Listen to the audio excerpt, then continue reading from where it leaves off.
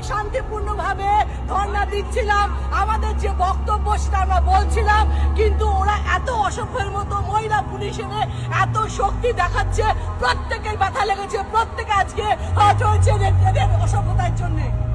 আমরা ওখানে চুপচাপ শান্তিপূর্ণভাবে, যেটা আমাদের লোকতান্ত্রিক অধিকার, আমরা ওখানে বসে কালকে রেডের প্রোটেস্ট করছিলাম। এরা দিল্লি পুলিশকে এড়িয়ে আমাদের টেনে হিচড়ে কিভাবে বাসে করে অ্যারেস্ট করে নিয়ে যাচ্ছে। সারা বাংলার লোক, সারা ভারতবর্ষের লোক দেখুন, এদের বুকের পাটা নেই। আমি টিএমসি হলো বাঘের বাচ্চা, দেখে যান আপনারা বাংলার লোক।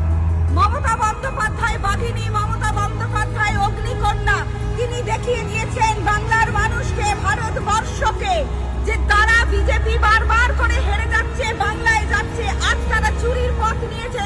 অমিত শাহ পুলিশ, অমিত শাহ আমাদেরকে যেভাবে অত্যাচার করেছে প্রতিটি মহিলা এমপিকে, পুরুষ এমপিকে, আমরা এর প্রতিবাদ করছি। বাংলায় এরা হেরে যাবে আবারও, বাংলার মানুষ দেখিয়ে দেবে মমতা বন্দ্যোপাধ্যায় আবারও।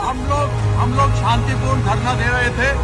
ईडी जो चोरी करने आई थी और चोरी के अंदर वह हमारे जितने भी दस्तावेज हैं जो इलेक्शन से संबंधित हैं, उन सबों को चोरी करने के लिए आई थी। हम शांतिपूर्ण धरना दे रहे थे।